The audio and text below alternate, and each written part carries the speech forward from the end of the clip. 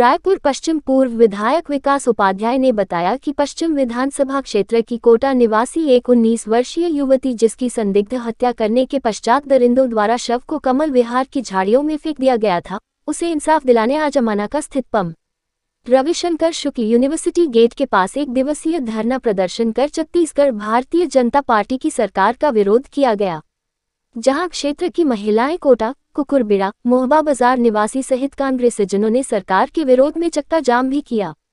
उपाध्याय ने कहा कि जिस प्रकार 16 दिसंबर 2012 को दिल्ली में दरिंदों ने निर्भया के साथ किस हद तक हैवानियत की थी, इसका अंदाजा इसी से लगाया जा सकता है कि दुष्कर्मी उसके कपड़े उतार कर ले गए, बाद में इन्हीं कपड़ों से बस भी साफ की, फिर कपड़ों को जला दिया.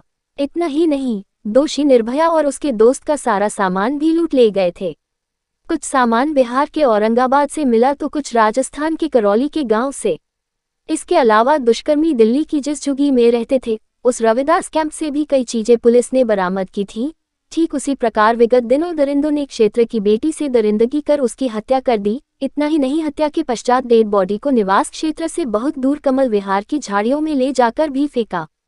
इस प्रकार के प्रकरण छत्तीसगढ़ में आए दिन बढ़ते ही जा रहे हैं और बीजेपी शासन आने के बाद से बढ़ते अपराध में सर्वप्रथम बहन बेटियां ही असुरक्षित हो रही हैं और बेटी बचाओ के नारे भी लग रहे हैं.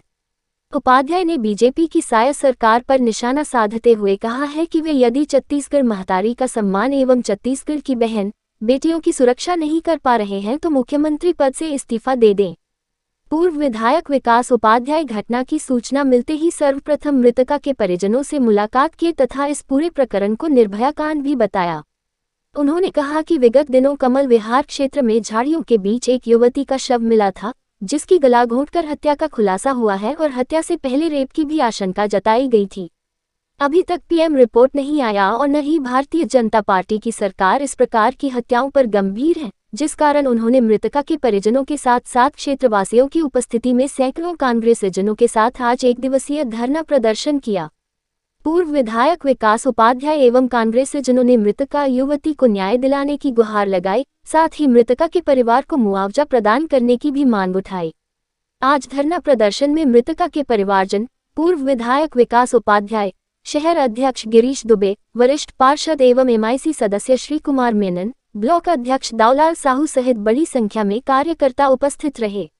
देखिए, कोटा में एक बिटिया को जिस प्रकार से कमल विहार में ले जाकर उसके साथ मारपीट की गई, उसकी हत्या की गई, उसकी टांग को तोड़ने का काम किया गया और ये भी बात सामने आ रही कि उसके साथ दुष्कर्म किया गया है.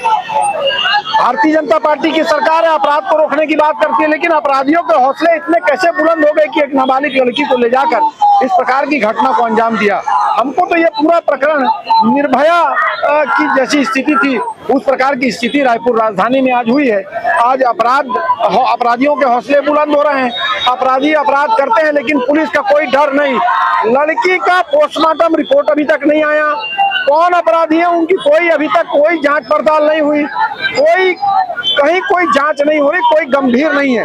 सरकार को जगाने के लिए परिवार के साथ, ये उनकी माँ है, ये उनका भाई है, सरकार को जगाने के लिए, प्रशासन को जगाने के लिए कांग्रेस पार्टी के लोगों ने आज एक दिवसीय धरना दिया है और महिला बहनों के माध्यम से चक्का जाम भी किया है. न्यायिक, इस पूरे प्रकरण की न्यायिक जांच हो, परिवार को पर्याप्त मुआवजा मिले और अपराधियों को कड़ी से कड़ी सजा मिले, ये हमारी मांग है. अभी तो हम लोगों ने आंदोलन किया है. आने वाले दिनों में अगर उस बहन को न्याय नहीं मिलेगा, उस बेटी को न्याय नहीं मिलेगा, कांग्रेस पार्टी के नेतृत्व में, शहर जिला कांग्रेस कमेटी के नेतृत्व में हम गृह मंत्री के घर का घेराव करेंगे और जब तक इसको न्याय नहीं मिलेगा उसकी लड़ाई को हम लड़ेंगे.